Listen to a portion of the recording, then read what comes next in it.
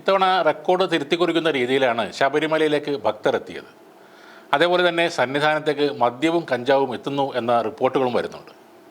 പൂർണ്ണമായും മദ്യ നിരോധിത മേഖലയാണ് ശബരിമല സന്നിധാനം. എന്നാൽ ഇവിടെ നിന്നും ഇതിനോടകം നിരവധി തവണ മദ്യം പിടികൂടിയിട്ടുണ്ട്. സന്നിധാനത്തേക്ക് വ്യാപകമായി മദ്യം ലഭിക്കുന്നുവെന്ന വിവരം ഏറെ ആശങ്ക ഉളവാക്കുന്നതാണെന്ന് രഹസ്യാന്വേഷണ വിഭാഗം റിപ്പോർട്ടും ഉണ്ടായിരുന്നു.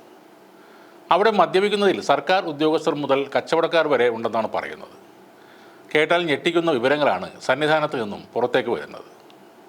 ഇതിലേറ്റവും ഒടുവിലത്തേതാണ് മണ്ഡല മകരവിളക്ക് ഉത്സവത്തോട് അനുബന്ധിച്ച് ഡ്യൂട്ടി സമയത്ത് മദ്യപിച്ച സംഭവത്തിൽ പമ്പയിൽ പിടിയിലായ അഗ്നിരക്ഷാസേന ഉദ്യോഗസ്ഥർക്ക് സസ്പെൻഷൻ ലഭിച്ചത്. ചങ്ങനാശ്ശേരി നിലയത്തിലെ എസ് സുബീഷ്, ഗാന്ധിനഗർ നിലയത്തിലെ പി ബിനു എന്നിവരെയാണ് ഫയർഫോഴ്സ് മേധാവി സസ്പെൻഡ് ചെയ്തത്. ഡിസംബർ 28-ന് പമ്പയിൽ പകൽ 10:45-ന് കാറിലിരുന്ന് മദ്യപിക്കുന്നതിനിടയിൽ പോലീസ് ഇവരെ പിടികൂടുകയായിരുന്നു. എന്നാൽ ഇത് ഒറ്റപ്പെട്ട ഒരു സംഭവമല്ല. ശബരിമല സന്നിധാനത്ത് മണ്ഡലകാല ഡ്യൂട്ടിക്കിടെ മദ്യപിച്ചെത്തി ബഹളമുണ്ടാക്കിയ പോലീസ് ഉദ്യോഗസ്ഥനും സസ്പെൻഷൻ ലഭിച്ചിരുന്നു. മലപ്പുറം MSP ബറ്റാലിയനിലെ SI B പത്മകുമാറിനെയാണ് സസ്പെൻഡ് ചെയ്തത്. നിലയ്ക്കലിൽ മദ്യപിച്ചെത്തി ഭക്തർക്ക് ബുദ്ധിമുട്ടുണ്ടാക്കിയെന്ന പരാതിയെ തുടർന്ന് ഇയാൾക്കെതിരെ വകുപ്പ് തല അന്വേഷണത്തിനും ഉത്തരവിട്ടിരുന്നു. നേരത്തെ സന്നിധാനത്ത് നിന്നും വിദേശ മദ്യവും പിടികൂടിയിരുന്നു. ഒരു ഹോട്ടൽ തൊഴിലാളിയിൽ നിന്നാണ് 4.5 ലിറ്റർ മദ്യം പിടികൂടിയത്. ഹോട്ടലിന് സമീപം ഇയാൾ താമസിച്ചിരുന്ന ടെൻറ്റിൽ നിന്ന് മദ്യം കണ്ടെടുക്കുകയായിരുന്നു.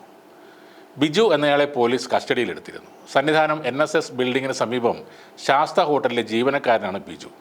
ഇതുകൂടാതെ നടപ്പന്തലിൽ പോലീസ് നടത്തിയ പരിശോധനയിൽ 27 ഗ്രാം കഞ്ചാവുമായി മറ്റൊരാളെ പിടികൂടുകയും ചെയ്തു.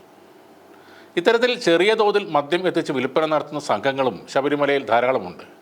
അതീവ രഹസ്യമായാണ് ഇത്തരക്കാരുടെ കച്ചവടം. ശബരിമലയിൽ വ്യാപാരം നടത്തുന്ന തൊഴിലാളികൾക്കിടയിലാണ് ഇത്തരത്തിൽ മദ്യം കണ്ടെത്തുന്നത്. ഇതുകൂടാതെ മദ്യപിച്ചില്ലെങ്കിൽ പിടിച്ചു നിൽക്കാൻ പറ്റാത്ത ചില പോലീസ് ഉദ്യോഗസ്ഥരുമുണ്ട്. ഇവർക്ക് ശബരിമല ഡ്യൂട്ടി കാലം എന്നത് അതികഠിനമായ ഒരു സമയമാണ്. അങ്ങനെയുള്ളവർക്കായി രഹസ്യമായി മദ്യം എത്തിക്കുകയും ചെയ്യുന്നുണ്ട്. ഇത്തരത്തിൽ കൊണ്ടുവന്ന മദ്യമാണ് മുൻപെല്ലാം പിടികൂടിയിട്ടുള്ളത്.